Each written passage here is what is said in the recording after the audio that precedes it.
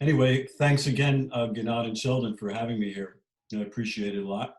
And good morning, everyone. Actually, good evening for you, but it's morning for me. um, and I'd like to talk to you a little bit about the concept of Hara Hachi Bu.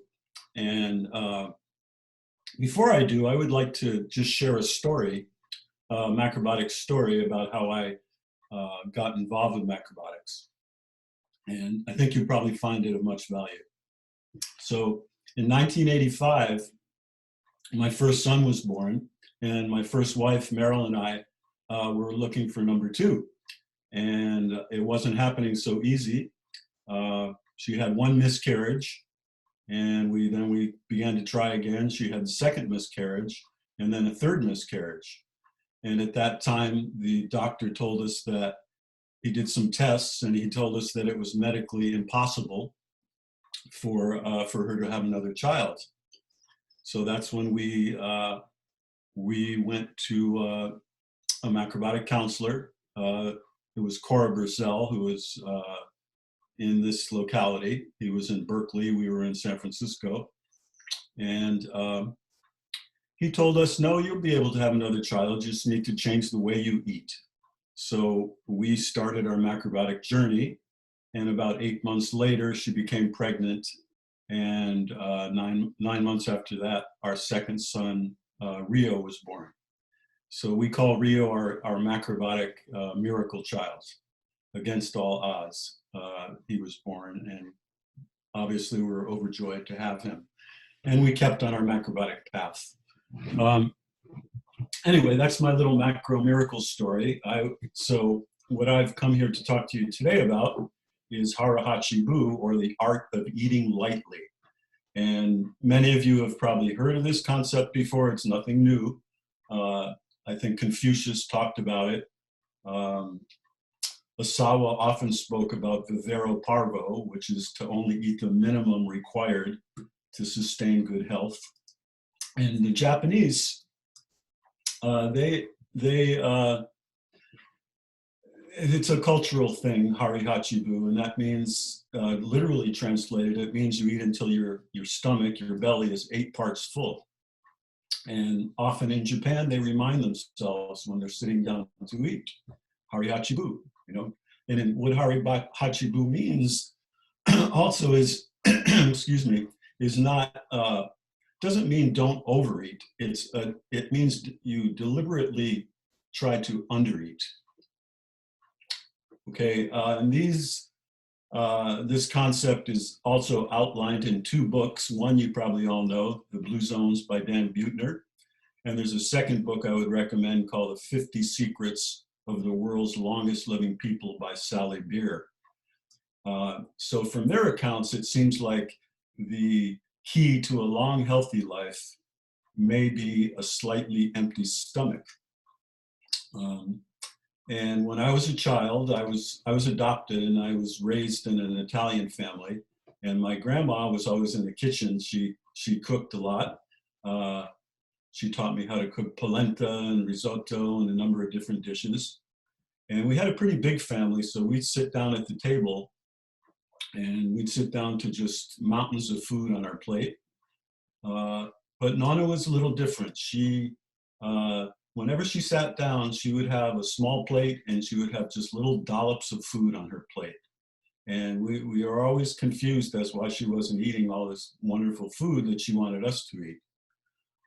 But she said she was satisfied with just a small amount of food.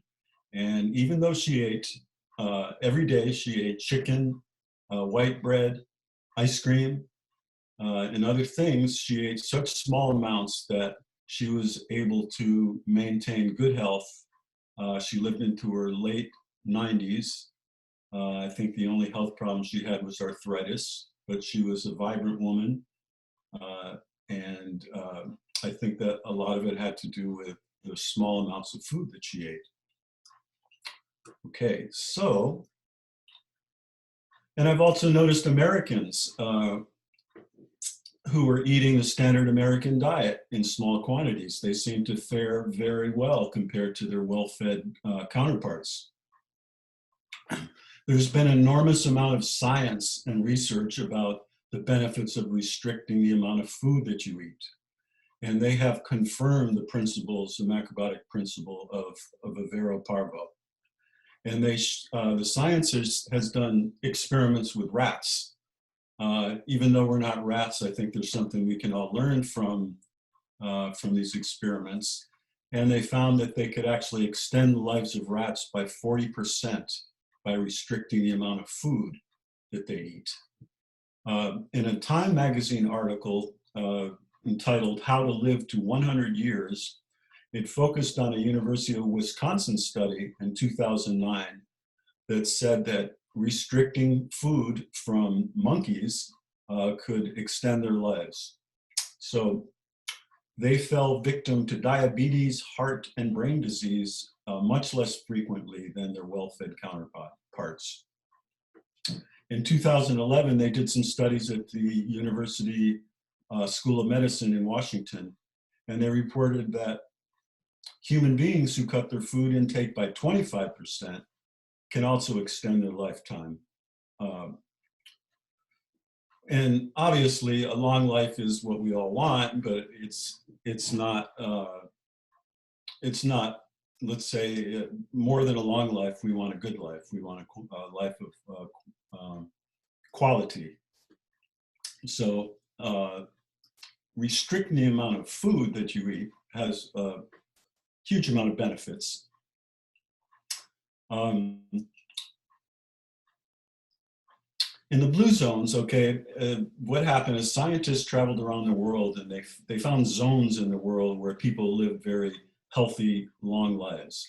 And these weren't countries or these weren't cities, they were just small little zones. So Dan Buettner went to these zones and he tried to figure out ways, or he tried to figure out what these people were doing that were extending their lives. And although food may be only one factor, one of the practices that all the 5 blue zones had, and this is in Okinawa, Sardinia, Loma Linda, California, Nicoya, Costa Rica, and Caria in Greece.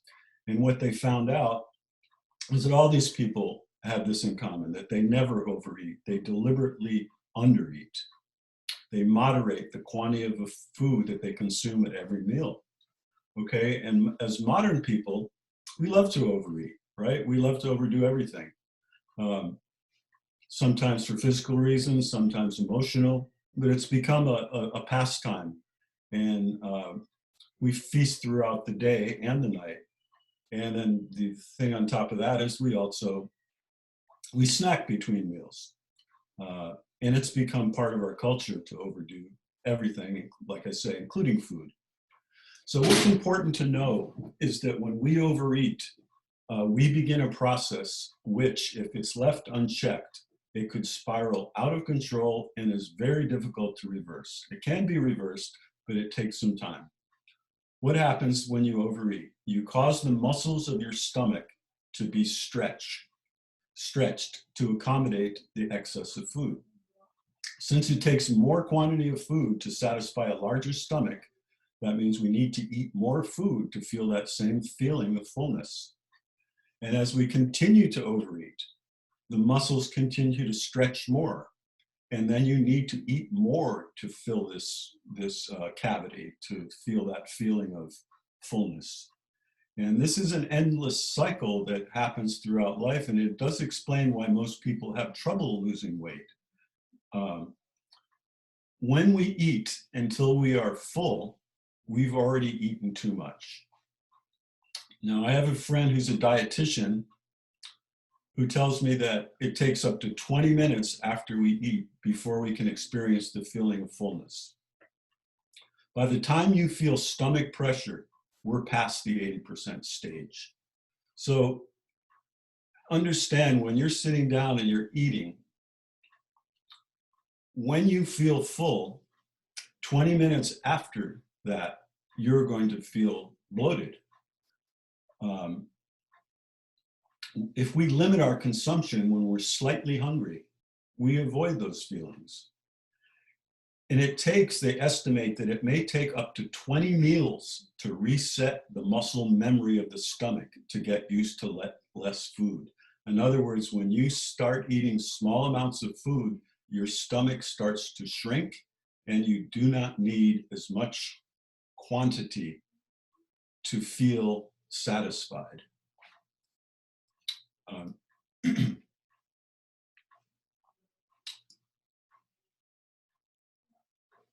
Um, okay, so most of us, we're used to eating till we are full. That's what keeps the weight on. You know, most people are trying to lose weight, and just to cut back on a little food really makes a big difference. For most people, the signal to the brain that tells us to stop eating, it's been short-circuited over time. And if we practice or control our intake, we can help repair and restore that process over time. When we practice Hara Hachi Bu, we put less stress on our digestive organs. And so what are the benefits when that happens? You're going to see increased energy and stamina, endurance. Okay, so when I started my practice, I wasn't overeating. I never ate large amounts of food, but maybe 10, 12 years ago, I started my Hara Hachi Bu practice, and I noticed I did have increased energy. Even, like I say, even though my energy was good, I felt my stamina, my energy, my endurance was improved. It's also, obviously, it's going to improve your intestinal functioning because less food is less processing for your digestive system. I did also notice better sleep. Okay, so when your intestines are not full and you go to sleep, you're going to sleep a lot more sound and you're going to sleep through the night. Okay, the other thing that was really interesting to me, one great benefit of eating less was improved memory. And I do a memory exercise on the computer. It's lumosity.com, and it's a brain exercise. And I did pretty well. I think I was up near 92% of my age group in my cognitive abilities. When I started doing Hara Hachi Bu, I shot up to 98%, and that's where I am now. So it has improved my memory. I've noticed what had always been a difficult one for me is remembering people's names. And I'm a cooking teacher in school, so I've been doing that for 20 years, consecutive years. So I come across a lot of children, and I noticed suddenly I was remembering everybody's name. So that was like one of the biggest benefits for me. Another benefit of Hara Hachi Bu is weight loss. You lose weight, obviously, because you've cut down on the intake. What happens too is when you don't snack, when you eat very small amounts of food, you have an improved appreciation for the deliciousness of food. In other words, you're truly hungry when you sit down. Many times we sit down to breakfast, lunch, and dinner, and we're not really hungry.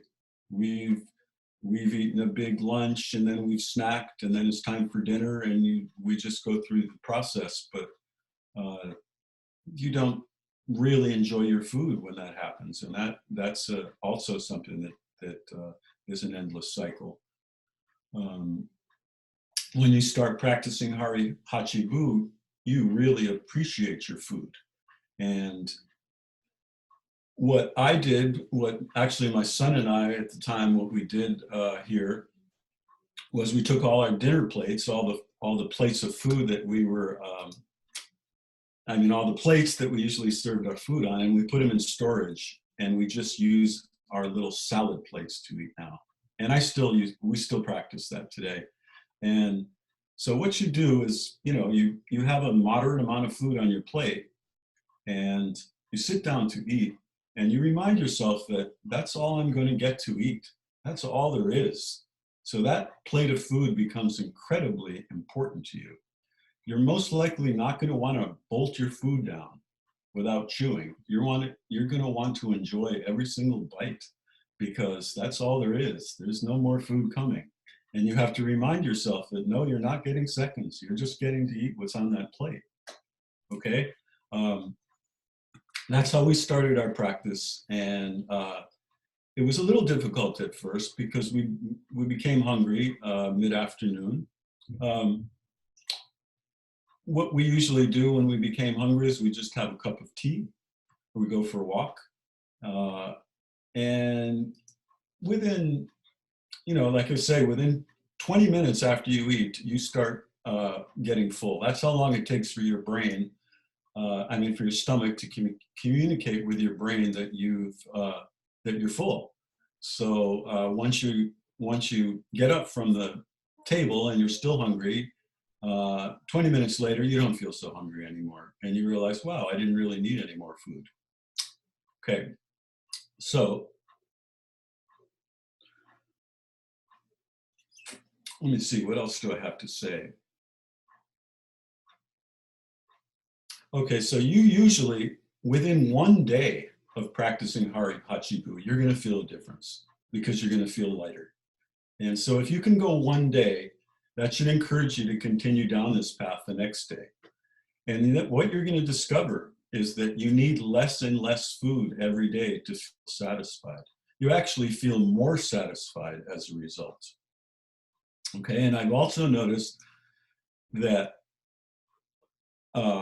those dinner plates, those salad plates are really helpful. If you have a big plate, you're going to fill it to the top like mountains of food and you're going to eat. So when you have a little plate, you're more likely to have less food on the plate. And like I say, the plate becomes a very valuable plate of food to you because that's all you're having. And it is a little difficult to get up from the table when you're still slightly hungry, because like I say, that you lose that feeling pretty quick, and then a feeling of contentment and lightness takes its place.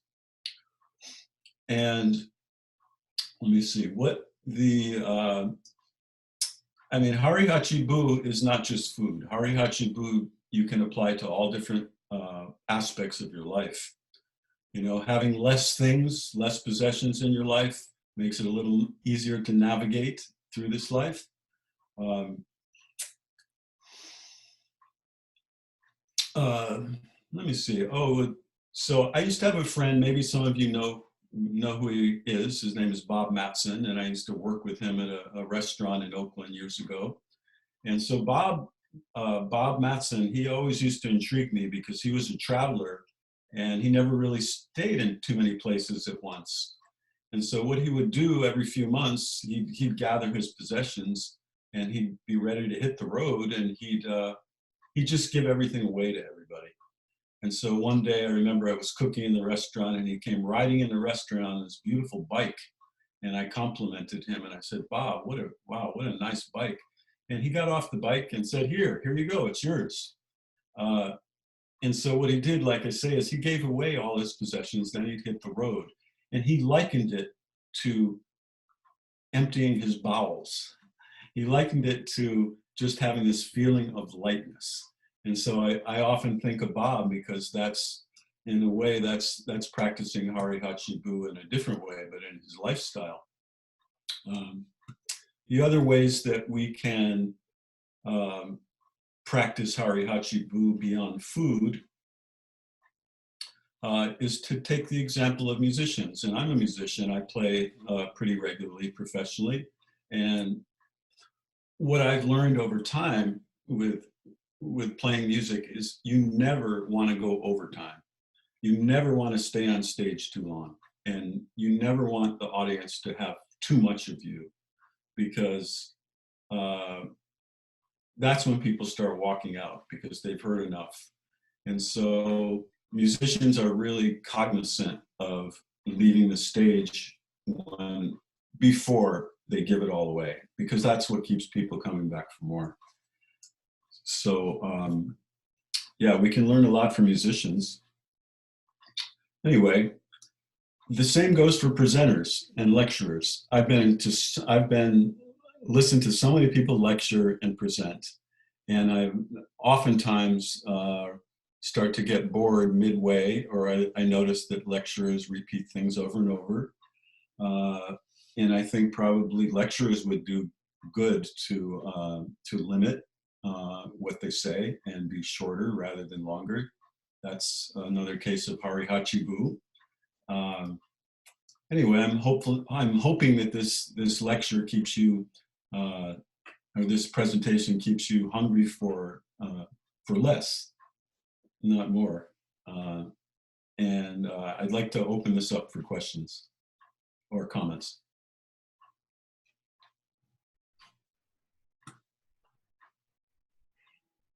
Michael, can you give me a sense of, I don't know exactly how, of how much food are you or are you not eating? Is it something you can quantify to get a sense? Oh, if I could tell you exactly how much I'm eating. Approximately. So if you take like maybe like a ice cream scoop, you know, that we use for rice a lot of the times to put rice on the plate. We use one small scoop of rice and probably the same scoop of beans. Let me see, we usually have on our plate some a vegetable dish also and greens. So maybe, I'd say maybe half a cup of greens and half a cup of vegetables and a small bowl of soup. That's usually about the quantity that we eat.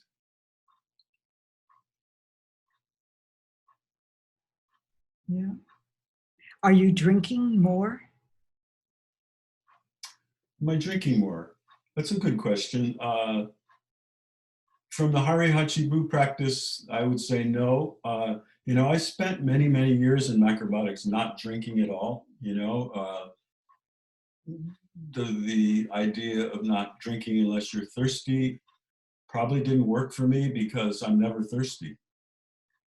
I rarely ever get thirsty. So I did realize at a certain point in my life, though, that it's good to drink some liquids, and especially as we age, we start to dry out. So we need to drink. So I drink about 4 to 5 glasses of water every day now, and really interesting. When it was really hard for me to drink 4 to 5 glasses every day. I had to force myself. But now, maybe 5 years later, now I'm attracted to water. So, you know, I don't overdo it. I'm not drinking all day long, but I do try to hydrate. And is it just water, or do you prefer it boiled up into a tea or a juice? Or You know, I drink water mostly. That's pretty much what I drink. Marta likes to drink tea. I don't know, for me, tea, I love tea. I went through a phase where I drank a lot of tea. I used to drink 3 or 4 or 5 cups a day. But for me, what I notice tea does is it dries me out. You know, it's not hydrating. So I don't drink too much tea. Mostly just water is what I drink. then we have a question about, are you having 3 meals a day or more or less? And also, is there a role of fasting in your life, intermittent fasting? Oh, well, in a ways, yes. Let me answer that. For many years, I ate 3 meals a day. What I would do for breakfast was we'd use our leftover grain from dinner, and while we were doing the dishes, we'd add water and we'd cook it down so it was softer. And then in the morning, we would add a little bit more water and heat it up. It would be nice and creamy and soft. So we would have breakfast, we would have a nice lunch and dinner. I think it was probably about 3 or 4 years ago, I stopped eating breakfast.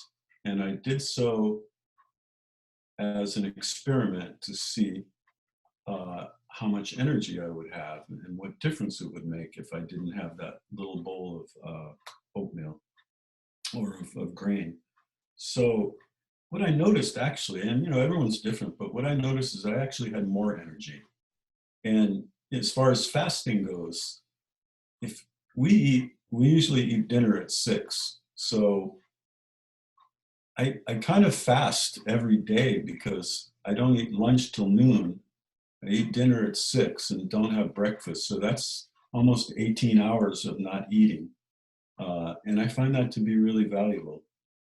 That that also helps with my practice of Hara Hachi Bu, to not eat breakfast and to eat light lunch and light dinner. And I'm not 100%. On on occasions we go out to dinner and we like to enjoy life, and so sometimes when you go out to dinner you might overeat a little bit or eat till you're full. But then I catch up the next day and I moderate my food, and it's pretty quick. It's pretty quick, but everyone's different. So some people need to have breakfast every day. Some people need to have 3 meals a day. Other people do good on 2 meals a day. I do think that Hara Hachi Bu is good for everyone, whether you're trying to gain weight or lose weight. I think it increases your metabolism and helps you get to where you need to go. And there's no snacking at all? That seems to me like you would have feeling of hunger, or I would, let's say. Yes, you will have a feeling of hunger. And we did. I remember we did for some months. We felt very hungry in between meals.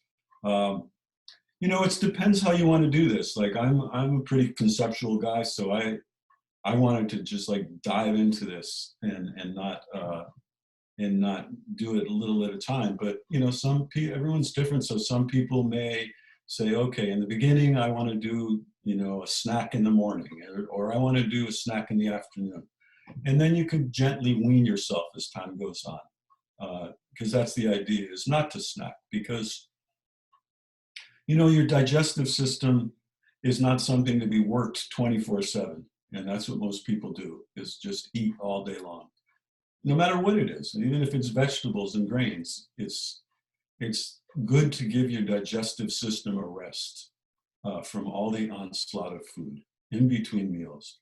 And that's what Hara Hachi Bu does. If you're not snacking, you're eating small amounts, your system can rest a little bit and heal itself, because when it's not being worked so much, it starts to heal. And this has huge effects, because you've probably read about the connection between the gut and the brain. So when you cut down on the amount of food you're eating and your intestines start to repair themselves, you start feeling it in your brain. You start feeling more clear. It does have an effect on not only your body but your emotions as well. Someone is asking your age, if you care to answer. Are there any other questions, comments? We did that one. So interesting, thank you, is a comment. It is very interesting. For me, it's really a novel or an idea. I thought kind of when I got your topic, you were going to say, chew well and eat, a small amount. I didn't quite realize how far you could take this. It's really it's mind-blowing, to tell you the truth. I didn't really conceptualize what you were going to present here. Oh, yeah, I know. I mean, and I didn't even mention chewing, huh? But see, like, this is something that happens when, like I say, when you tell yourself this is all the food I'm going to get, you just naturally want to chew. You don't want to rush through that plate, because then that's all there is, baby. It's gone, So you're going to take time to really enjoy that food and not rush and chew, and you're even not wanting to be distracted or talking too much while you're eating, because you really want to enjoy that small plate of food and give it the best shot. So chewing is just sort of a symptom of eating this way. You're going to chew. It's much easier to chew rather than to be just, when you sit down with a big, huge mountain of food, you see all that food and you want to consume it, so it's harder to chew.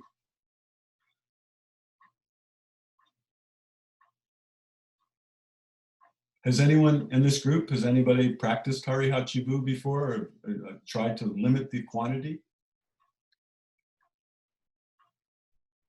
No? Yeah. Well, for me, oh, go ahead. I like to fast on breakfast or on the morning, don't have breakfast. I think it's very nice. And it's very interesting what you're telling.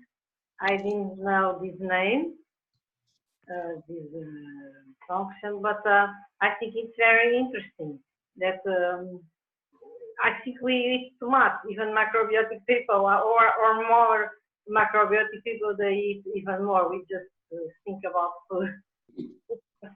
Very true. How many macrobiotic events, summer camps, and potlucks I've been to where I see people coming to the table with just like a mountain of food on their plate. It just, I used to cook at a restaurant, a macrobiotic restaurant, and we had a buffet on Sundays.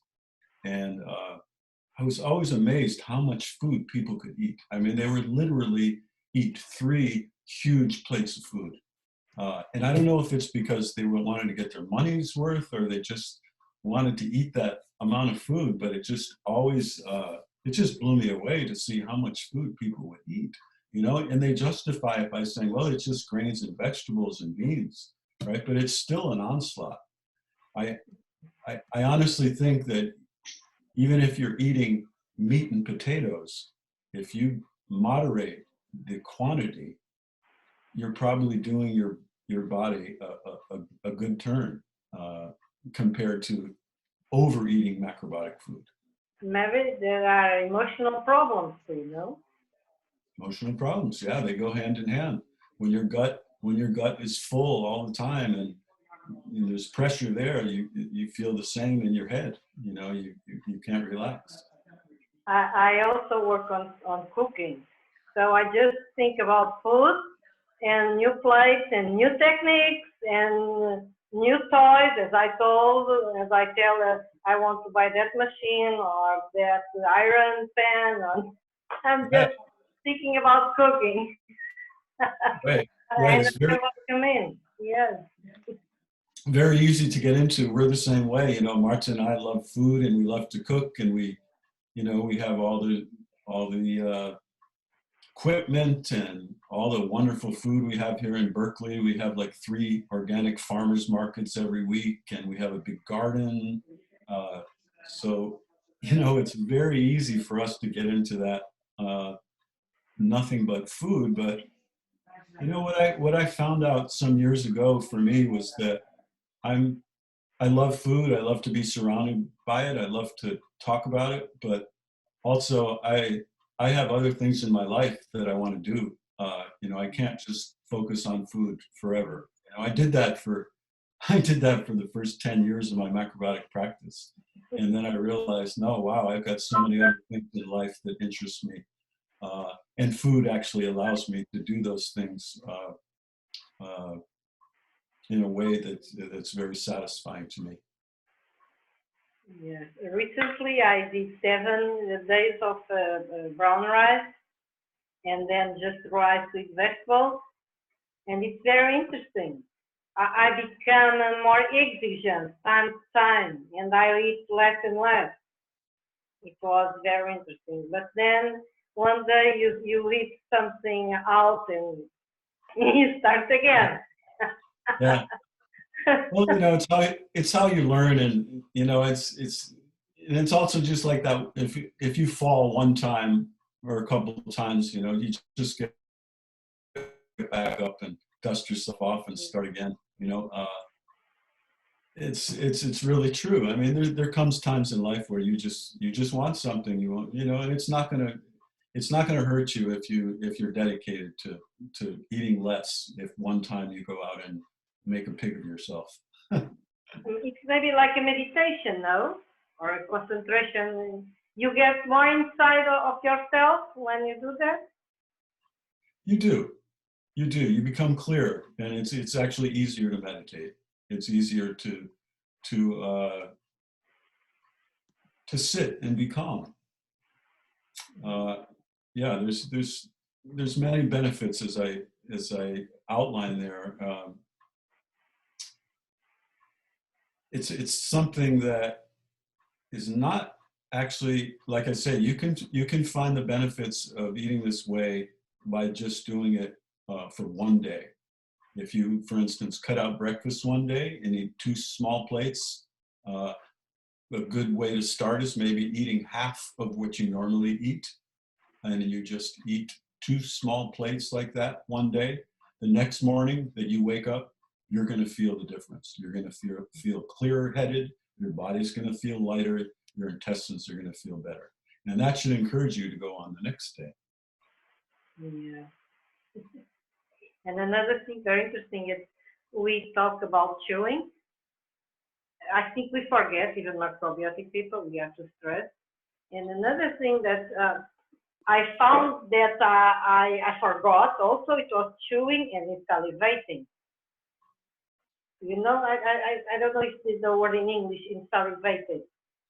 When you mix the, you know, the chemical, when you chew well, and you mix all the food inside of the mouth, you know, Yes. and you taste it. It's What very what important. what you know, that it's interesting for digestion because people think the first stage of digestion is the mouth, but I read a passage about some people in Peru who said traditionally what they always did with food, and I imagine this is probably a practice amongst all people, is the first thing they would do is smell the food. Because once you smell the food, your body starts to create the enzymes to digest it. And so I started doing that a while ago, and I was like, wow, that is really powerful, like to smell the food and just kind of get your body used to what's to come rather than to jump right in and start eating. So, you know, that's an important. I think just the thought also. If you think about something, something Yes, special, you feel yes. it. Yeah, Sami Kikuchi tells about that also. Yeah. You kind of savor the moment, you know. Yeah. It's a very exciting thing to do because you realize what's to come, and it's a good first step. Michael Simon is waiting now with you. He needs to put the curry. He should put the curry. So finish now. Yeah. Okay. Anyway, does anyone else have any comments or questions? Michael, how old are you? I'm 65. Okay. You Yeah. look great. Oh, thanks, Gretchen. Your and Marta's Facebook pages are 2 things that brighten my day every single day. And if I could move to Berkeley just to get your meals, I would. Oh, well, thanks. I appreciate that, Gretchen. Yeah, I know, 65. I turned 65 and I was like, wow, that's a big number in a way, you know? But I still feel really good.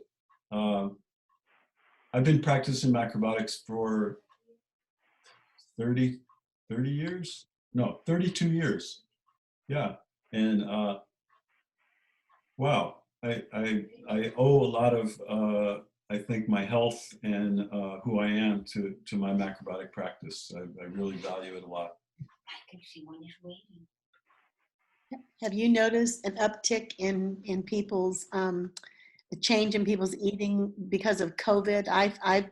I've gained weight, and you know, I think my stress level was up for 5 months. I mean, it's still not down, but this has really been a great day for me with some of these presentations. So, but stress Yeah, over the fires, the politics, COVID, so many big stressors in our lives besides just our humble little personal lives. It's really difficult times. So these are good messages. much agreed. You know, there's a lot of stress. People are very stressed. I think it's really important to try to stay positive in these times.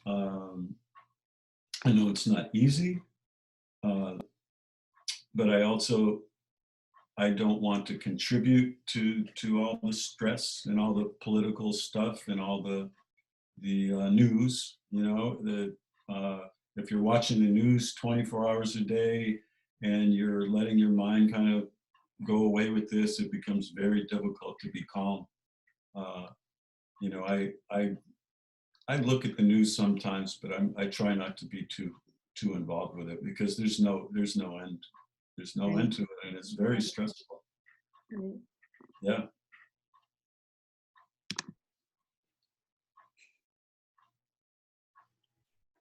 Well, Michael, I think this is the time to say thank you.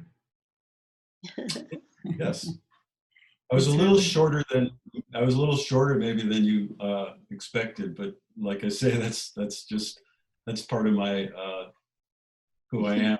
I'm not a man of words, you know, and I like to be concise with my comments. Well, Hara Hachi Bu. yes. Our first speaker spoke about no expectations, Franz Cooper's. So it's very nice to end this way too. Oh, great. Wonderful. Well, thank you, Gnat and Sheldon. I much appreciate it. It's certainly mutual. It's really a lovely presentation, and this is clearly food for thought. So thank you so much. Yeah. Thank you both. And best regards to Marta. Yes. Bye-bye. Goodbye. Bye-bye.